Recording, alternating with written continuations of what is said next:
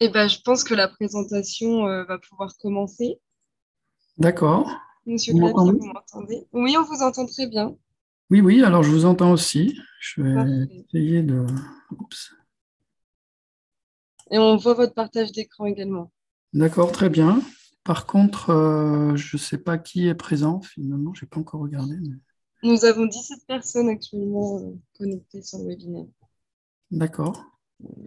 Et ce sont tous du personnel d'Atmo Pas du tout. Non, pas du tout. Non. Il y en a, mais pas tous. D'accord, ok. Voilà. Et je peux avoir Je une vous laisse petite idée commencer. de la variété du public ou... Eh ben, écoutez, là, alors on a du personnel d'Atmo, bien sûr, d'autres Atmo également, parce que du Grand Est. Et D'accord. on a plusieurs personnes, si après elles veulent se présenter, pourquoi pas. Je ne connais pas tout le monde. Je vais peut-être juste... Non, mais c'était juste pour avoir une idée d'un peu du public, quoi. Mais c'est pas grave. Ok, bah, je vous laisse commencer du coup, monsieur. Oui, d'accord. Donc, en fait, je vais vous présenter les résultats intermédiaires d'un projet dont le but consiste à développer une méthode d'aide à la décision pour concevoir des stratégies énergétiques et évaluer l'impact sur le climat et la qualité de l'air. Voilà. Donc, c'est un travail de recherche qui finance un doctorant qui s'appelle Marco Guevara, qui est ici à mes côtés. Et c'est un travail collaboratif avec d'autres collègues, dont Adrien Barthes, qui maintenant est parti après avoir passé 2 ans dans notre laboratoire, et Nadège Blanc, qui est membre du CNRS. Voilà. Donc, j'appartiens au laboratoire Image et Ville Environnement à Strasbourg. Attendez, je reprends la main. Voilà, donc le point de départ de notre réflexion pour ce projet, c'était le scénario Stradet qui avait été conçu pour la région Grand Est et donc pour les années 2030 et 2050. Donc en fait, dans ce scénario, il est envisagé de réduire drastiquement la demande énergétique. Donc actuellement, la demande elle est d'environ 200 TWh. Hein, et l'idée, c'est de passer à 89 TWh. Et si on regarde un petit peu ce qui compose cette demande, on s'aperçoit qu'il y a une très forte réduction de la demande énergétique dans le secteur résidentiel qui est prévu, hein, on voit ici. Alors que pour les autres secteurs, en particulier, bon, l'industrie, ça réduit, mais le transport aussi, mais moins. Et parallèlement à cette demande, le scénario envisage une augmentation de la production énergétique renouvelable pour passer de 34 TWh à 109 TWh, ce qui permettrait à la région d'être non seulement autonome, mais même de surproduire de l'énergie. Voilà. Et sur ce qui frappe un peu dans cette augmentation du renouvelable, c'est la très faible part du solaire et d'éolien en fait qui est prévue. Donc voilà, donc par rapport à ce scénario, nous on s'est dit que ça valait la peine d'investiguer peut-être d'autres alternatives et peut-être d'approfondir certains éléments. Et en fait, on s'est penché tout d'abord plutôt sur la consommation électrique, et je vais vous dire pourquoi. Alors ça, c'est l'évolution de la consommation électrique par... Monsieur oui, Clapier, on oui. ne suit pas votre diaporama. Euh, Nous il, sommes toujours il sur est la première slide.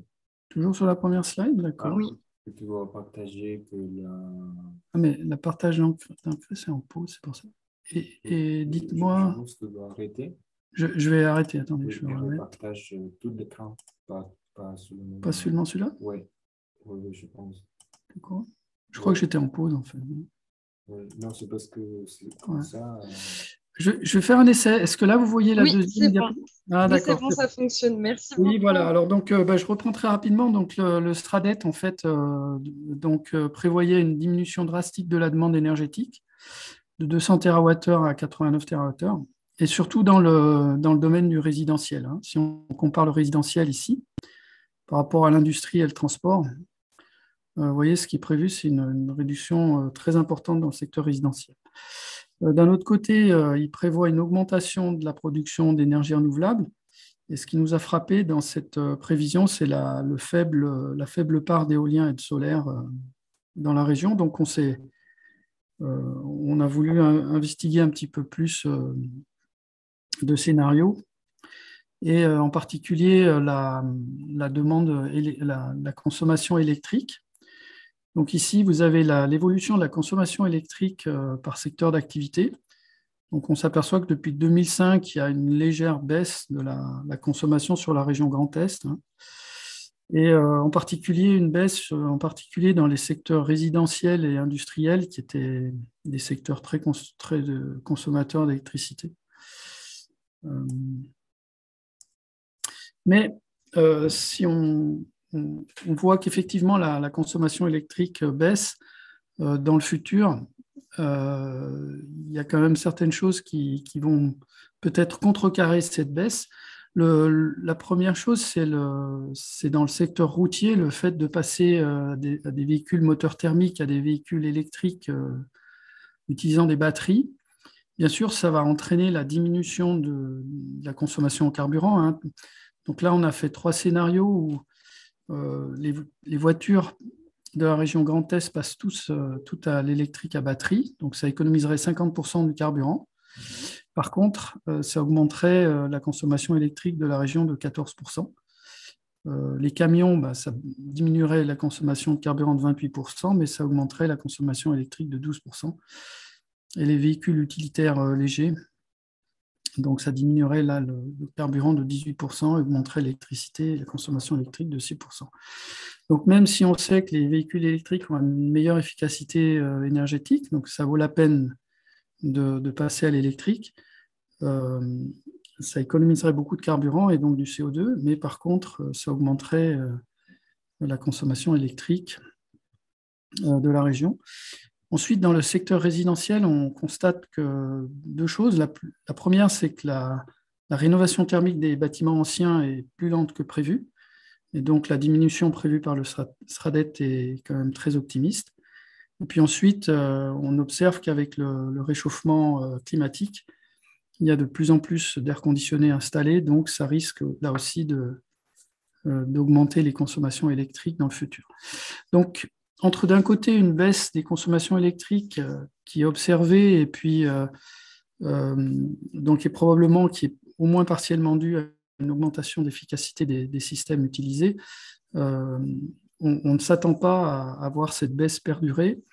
Donc nous, on est parti de l'hypothèse que la consommation électrique allait demeurer la même, voire augmenter légèrement. Donc ça reste très important de se poser la question de comment fournir des ressources électriques à la région. Et la première chose qu'on peut faire, c'est distinguer entre les ressources renouvelables et celles qui ne sont pas renouvelables. Donc ici, j'ai mis un petit peu toutes les sources dont la région pouvait disposer. Donc bien sûr, le carburant fossile, c'est toutes les sources carbonées qu'on cherche à éliminer en 2050. Ensuite, on a du nucléaire qui n'est pas renouvelable, mais qui est quand même une source décarbonée. Et puis, la biomasse, l'hydroélectrique, l'éolien et le solaire. Voilà, donc la première question qu'on s'est posée, c'est en fait, est-ce que les ressources renouvelables suffisamment de ressources renouvelables sont disponibles? Et là, il y a déjà un travail qui a été fait par Atmo Grand Est sur ces questions. Donc nous, en tant que chercheurs, on cherche plutôt à investiguer des éléments qui demandent plus de temps et de techniques, je dirais, pour compléter en fait ce qui est fait par Atmo Grand Est, bien sûr. Donc là, on s'est basé d'abord sur le travail qui a été fait dans ces 2 rapports. Et puis, on s'est posé la question de quels étaient les besoins en termes de surface pour alimenter l'électricité de la région si on estime que sa consommation électrique va plus ou moins rester la même dans le futur. Voilà, donc les rapports que je vous ai montrés précédemment montraient que sur les un peu plus de 57 000 km² de la surface de la région, il y en avait 7000, presque 6900, soit 12% qui étaient des terrains qu'on pourrait utiliser pour l'éolien et donc aussi pour le solaire. Donc en plus de ces 6900 km², il faudrait rajouter la surface des toits encore sur les villes, hein. Et puis ici à droite, on a fait une estimation de la surface qui serait nécessaire en éolien et en panneaux photovoltaïques pour alimenter donc 100% de la demande électrique actuelle. Et on voit dans les deux cas, on reste en deçà de la surface disponible, c'est-à-dire qu'il faudrait de l'ordre de, disons, environ entre 2 et 6% de la surface de la région pour installer des éoliennes, ou entre 1 et 2% si on voulait installer des panneaux photovoltaïques. Donc en fait, si on résume un peu les choses sur ce graphique, ici en abscisse, on a regardé le besoin en surface, panneaux solaires en rouge et éoliennes en bleu. Si on augmente le pourcentage de production d'énergie solaire ou éolienne, donc par rapport à la demande électrique, hein, donc 100% ici, ça veut dire que c'est 100% de la demande électrique qui est couverte. Et ici, on est allé jusqu'à 200%. Ici, la limite grise, ça représente la limite de la surface qui est disponible d'après les rapports que je vous ai montrés tout à l'heure. Donc, on voit qu'il n'y a pas, a priori, il y a un potentiel en solaire et éolien qui serait suffisant pour couvrir les besoins électriques de la région. Alors, la surface disponible, bien sûr, ce n'est pas le seul problème.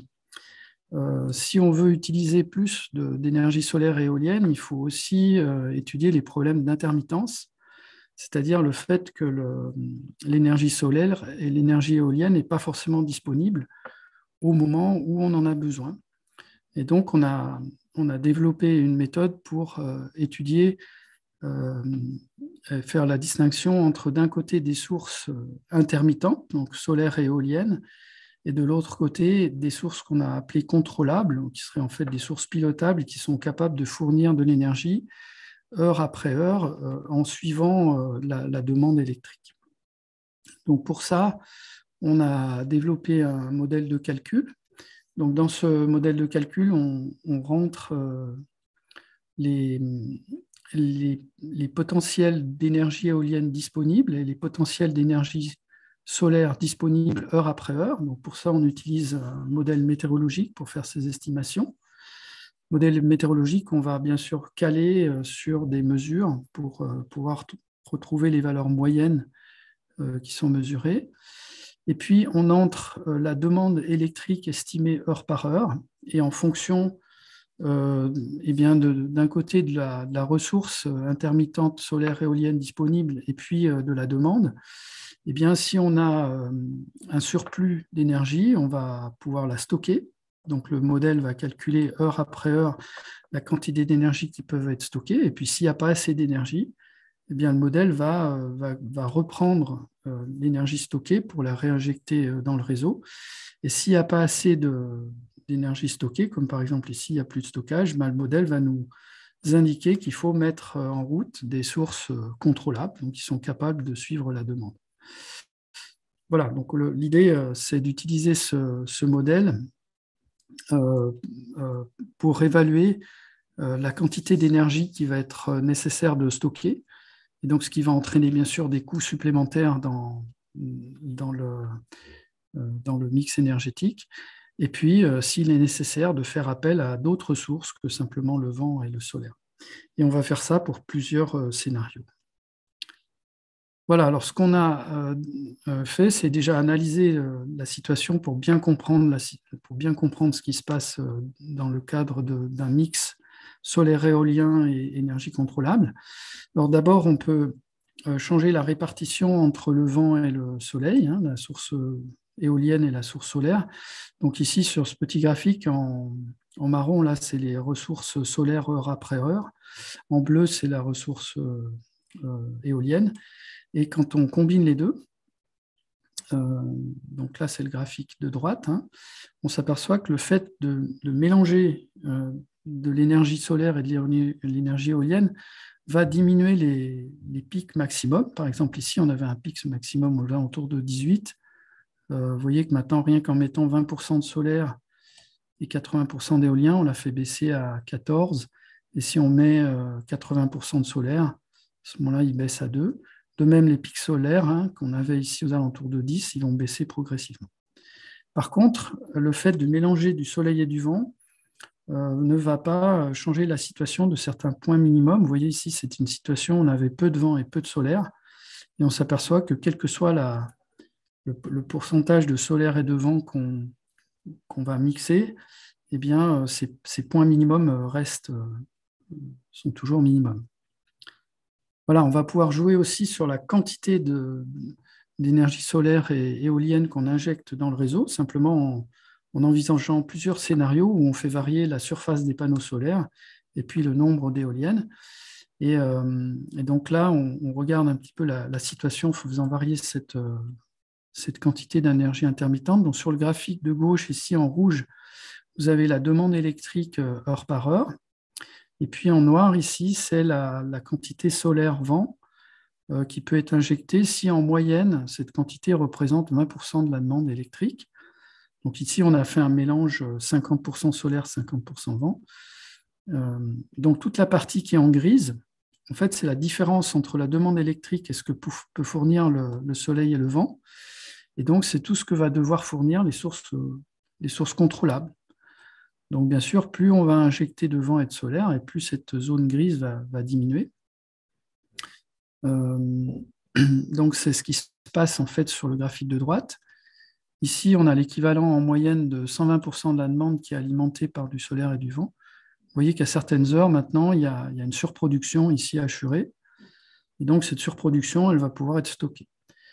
Donc, ce qu'on constate entre les deux graphiques, c'est que là aussi, le fait d'augmenter les surfaces de panneaux solaires, le nombre d'éoliennes, va augmenter les pics. C'est-à-dire quand on a du vent disponible, le fait d'avoir plus d'éoliennes fait que le pic qui est là va bien sûr pouvoir délivrer beaucoup plus d'énergie. De même ici, les pics solaires vont pouvoir produire beaucoup plus. Par contre, les points minimums, ici et là, eh bien, vous voyez qu'on a beau augmenter les surfaces de panneaux solaires et le nombre d'éoliennes, eh bien, il reste toujours très bas. Voilà, donc ça va avoir des conséquences sur la manière dont on pourra gérer ces ressources. Et donc la première, c'est que pour combler ces moments où on a peu de soleil et de vent, eh bien, il va falloir soit faire appel à du contrôlable ici, en gris, soit faire appel à du stockage. C'est-à-dire qu'il faudra stocker l'énergie quand on la produit en trop, et puis la relâcher quand on en a besoin. Et donc là, on a étudié deux méthodes qui permettent de gérer le stockage. Donc, alors avec notre modèle, on a donc la demande énergétique, on a une source intermittente ici, et puis cette source intermittente, si elle surproduit, eh bien on va pouvoir alimenter du stockage, et si par contre cette source intermittente est trop faible, on pourra utiliser soit du stockage, soit du contrôlable. Voilà. Et puis à certains moments, le modèle pourra surproduire. Donc en fait, voilà un petit peu comment il fonctionne.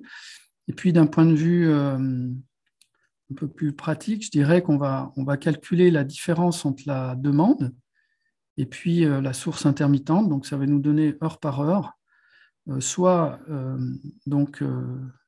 cette source résiduelle est négative, comme ici, là, et donc on pourra stocker le surplus, donc ce qui est en bleu. Et par contre, lorsque ce sera positif, on fera appel au stockage ici en rouge. Et on peut faire appel au stockage de deux manières différentes. Soit on va faire appel au stockage dès qu'on en a besoin, comme ici. C'est ce qu'on appelle donc en anglais direct release. Soit on va couper les pics uniquement, c'est-à-dire on va attendre que la demande passe par un maximum et on va faire appel au stockage pour couper les pics. Et on va voir que ces deux méthodes ont des conséquences différentes sur le bilan. Voilà, donc ici on a regardé ce qui se passait. Donc si on augmente progressivement le pourcentage de solaire et d'éolien dans le mix électrique, Donc l'axe horizontal, ça représente cette augmentation. Et donc, au fur et à mesure, ici, qu'on augmente le pourcentage de solaire et d'éolien, sur ce graphique de gauche, là, on s'aperçoit que la quantité d'énergie que le contrôlable doit fournir, en moyenne sur l'année, diminue linéairement, en fait. Donc, quelle que soit la méthode de stockage qu'on utilise, eh bien, la quantité d'énergie du contrôlable diminue au fur et à mesure qu'on augmente le vent et le soleil. Ça, c'est normal. Ici, en noir, on a une courbe où on n'a pas mis de stockage. Donc, on voit que si on ne met pas en route le stockage, à cause des minimums, des moments, des heures où on a peu de soleil et peu de vent, eh bien, on n'arrive pas à combler tous les besoins. Donc, le stockage est nécessaire.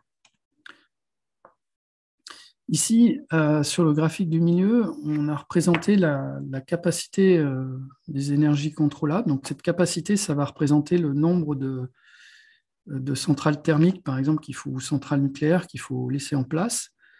Donc, à gauche, le graphique représentait l'énergie, la somme de l'énergie nécessaire à fournir pendant toute l'année. Et la capacité, si vous voulez, c'est les pics qu'il faut fournir dans l'année. Et là, ce qu'on constate, c'est que si on n'utilise pas la méthode de stockage qui consiste si on utilise la méthode de stockage qui consiste à couper les pics, donc à utiliser le stockage uniquement quand on atteint les maximums, eh bien, au fur et à mesure qu'on augmente la quantité de solaire et d'éolien dans le mix électrique, eh bien, la capacité diminue. Ce qui veut dire qu'au fur et à mesure que là, on amènera de l'énergie solaire et éolienne dans le réseau, on pourra progressivement diminuer le nombre de centrales thermiques ou nucléaires qui est en place. Par contre, si on utilise la méthode du direct release, là, on n'a pas coupé les pics, on s'aperçoit qu'on est obligé de maintenir en activité toutes nos centrales, donc la capacité reste maximale, jusqu'au moment où on a produit suffisamment d'énergie pour alimenter 100% de la demande, plus les pertes. Donc, quand on arrive à peu près à 120% de la demande. Et ces deux méthodes, elles ont des conséquences sur les quantités à stocker. Donc, sur le graphique de droite, on montre ici la quantité d'énergie à stocker. On s'aperçoit que dans les deux cas, quand on veut produire 100% de la demande par du solaire et de l'éolien, on augmente énormément les quantités à stocker. À partir ici, en gros, de 20%, on a une augmentation du stockage.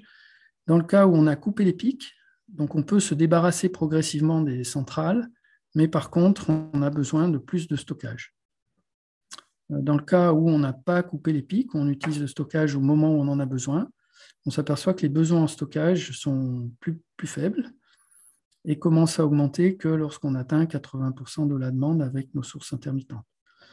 Donc, si vous voulez, là, on a un choix à faire. Soit on veut utiliser plus de centrales thermiques, où on garde la totalité de nos centrales ou de notre capacité hydroélectrique, nos sources contrôlables, donc, et on utilise moins de stockage. Soit on veut diminuer donc les capacités du contrôlable, donc le nombre de centrales thermiques ou hydroélectriques qu'on veut mettre en place. Mais là, il faut stocker plus. Donc après, ça va être un compromis, un choix à faire en fonction des coûts aussi et des technologies qu'on veut utiliser. Voilà, donc on a en plus dans notre modèle la capacité de déterminer les durées de stockage, c'est-à-dire que dans la quantité d'électricité qu'on a à stocker, on peut faire le calcul de quelle quantité doit être stockée sur une période d'une journée, quelle quantité doit être stockée sur une période d'une semaine, d'un mois, d'une saison.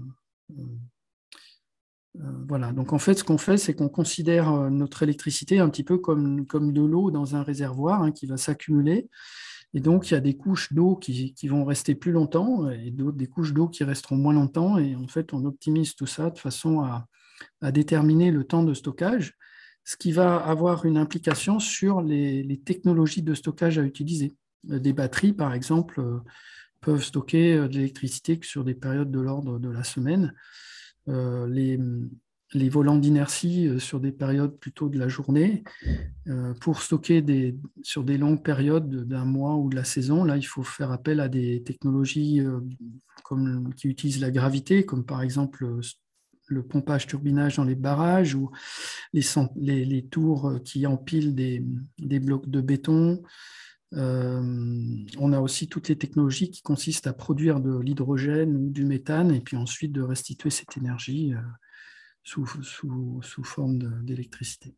Voilà, donc en fait, nos résultats, c'est qu'en fonction de la méthode de stockage qu'on utilise, on a des temps de stockage qui sont différents. Donc à gauche, on s'aperçoit que tant qu'on a un mix électrique, un pourcentage de sources intermittentes dans le mix électrique qui est relativement faible, on doit stocker surtout sur des durées de l'ordre de la journée, et puis progressivement, on stocke sur des durées de plus en plus longues.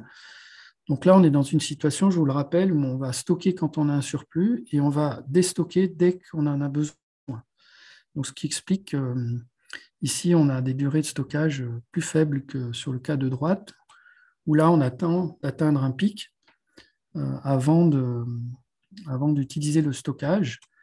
Et là, on s'aperçoit que par contre, on a besoin de mettre en place des technologies de stockage à plus longue durée. Donc voilà, donc ça c'est pour vous dire que ces aspects de l'intermittence sont très importants parce que ça va avoir un impact direct sur le stockage. Donc il faut estimer les besoins en stockage. Ces besoins, ce n'est pas seulement en termes de capacité, de quantité, mais aussi en termes de durée parce que ça va faire appel à des technologies différentes à ce moment-là. Voilà, alors une fois qu'on a pu calculer tous ces scénarios, donc des scénarios pour différents pourcentages de solaire et de vent, pour différents pourcentages donc de ressources solaires et vent par rapport au mix électrique général, eh bien, on fait des estimations de coûts. Et pour faire, donc on ne veut pas chercher forcément uniquement le scénario le moins cher, mais en fait, ce qu'on cherche à faire, c'est plutôt regarder toutes les possibilités de scénarios et à partir de là, de les rassembler en clusters, donc en groupes, qui ont les mêmes caractéristiques techniques concernant le stockage, le contrôlable. Donc tout ça, c'est résumé sur ces graphiques qui ne sont peut-être pas super faciles à comprendre, mais et une fois qu'on a rassemblé ces familles de scénarios, eh bien pour chaque famille de scénarios, on fait une estimation du coût. Alors je vais peut-être tout de suite passer, parce que je vois que le temps passe, passer au graphique final. Donc en fait, une fois qu'on a ces scénarios, voilà, on peut estimer le coût ici sur les axes verticaux, le coût de ces différentes familles de scénarios. Donc on s'aperçoit que dès qu'on met en place beaucoup de stockage, ici en violet, on a des coûts qui deviennent prohibitifs, qui sont vite 100 fois plus chers que les scénarios où il y a moins de stockage. Donc ici, on a fait comme un zoom sur les scénarios où il y avait peu de stockage. Ça nous a donné les deux graphiques ici à droite. Et on voit les différentes options avec les répartitions en termes de coûts entre le vent, le solaire, le stockage et puis le contrôlable qui resterait à fournir. Voilà. Donc pour l'instant, on en est là. Il nous reste encore à investiguer un problème qu'on n'a pas encore eu le temps de regarder, c'est la possibilité de faire baisser le stockage en échangeant de l'énergie avec les régions voisines, en particulier les pays voisins. Donc il faudrait estimer que le vent et le soleil seraient disponibles dans d'autres régions au moment où en région Grand Est, il n'est pas disponible. Donc ça, forcément, ça devrait amener des baisses de nos estimations de stockage. Voilà, j'espère avoir fait le tour de la question. N'hésitez pas donc à me poser des questions si je n'ai pas été assez clair, si vous avez besoin de précision.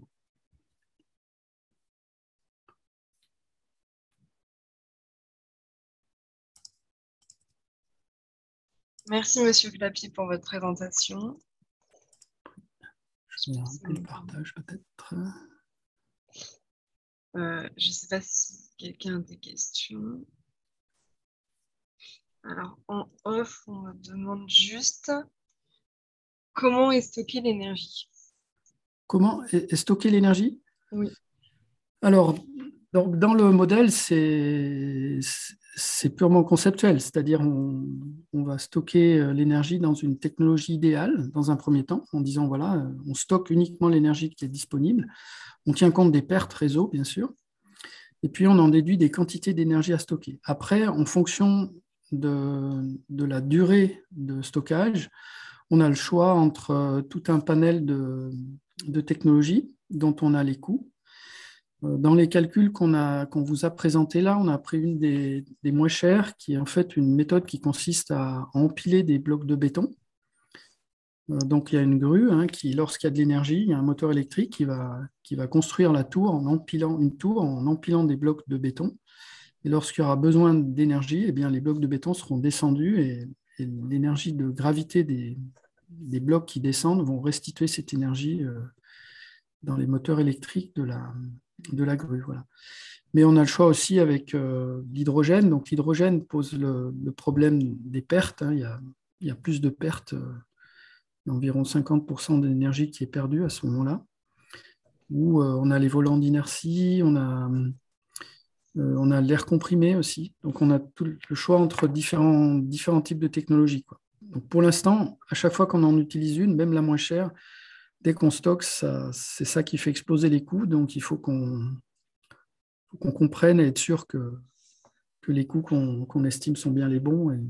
Parce que ça, c'est un vrai problème. Dès qu'on stocke, on s'aperçoit que les énergies renouvelables ne sont plus compétitives, par exemple par rapport au nucléaire. Donc une des questions qu'on a, c'est est-ce qu'on tient vraiment compte de tous les coûts du nucléaire, comme les déchets et tout ça. Donc voilà. Et du coup, il y avait une question, ça c'est à peu près la même chose, mais donc c'est Anne-Christine Ledel qui pose la question. Est-ce que vous avez ou est-ce que vous pouvez prendre en compte la combustion des déchets sous forme de CFR, par exemple, comme source d'énergie?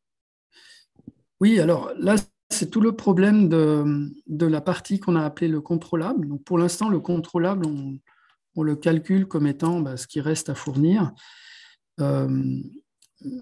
Et là, alors effectivement, dans notre panel, on a là aussi tout un panel de technologies. On s'est construit un tableau, quoi. Mais effectivement, on n'a pas les déchets actuellement. Oui, c'est vrai. Il faudrait qu'on puisse regarder les coûts de ces technologies aussi pour pouvoir les prendre en compte. Donc là, dans les résultats qu'on vous a montrés, on avait fait soit du contrôlable avec du nucléaire, soit avec des centrales au gaz. Donc il faudrait qu'on rajoute effectivement d'autres technologies. Donc on avait les centrales charbon, les centrales au pétrole, et il faudrait qu'on rajoute les déchets. Oui. Et à ce moment-là, ça serait dans la partie contrôlable que ça viendrait, quoi. D'accord, merci. J'ai une autre question. Alors, c'est un modèle régional que vous venez de présenter, mais est-ce qu'il peut être étendu à un pays ou un continent? Et après, Voilà, j'ai quid du offshore, je ne sais pas si ouais. on peut prononcer. D'accord. Oui, alors, non, pour l'instant, le problème qu'on a, enfin, ça fait partie des limites de nos travaux actuellement, c'est qu'on l'a développé pour une région qui est censée être indépendante énergétiquement et dans lequel il y aurait, disons, une ressource solaire éolienne qui est relativement uniforme sur la région. Comme je le disais à la fin, il faudrait, pour passer à l'échelle, ne serait-ce que même à l'échelle française, qu'on puisse tenir compte des complémentarités entre régions, c'est-à-dire par exemple le fait que dans l'Europe du Sud, on a des ressources solaires plus importantes et qui arrivent en particulier, enfin plutôt en été. Sur toute la façade ouest, on aurait des ressources éoliennes qui seraient plus importantes et plutôt en hiver. Donc il faudrait, enfin, notre intention, c'est effectivement maintenant d'arriver à couvrir plusieurs régions et pas une seule. Donc la réponse, c'est que non, actuellement, on ne peut faire qu'une région, malheureusement, et qui est indépendante du reste. Et que là, dans nos projets futurs de recherche, c'est d'étendre ça à plusieurs régions pour mieux tenir compte de la complémentarité.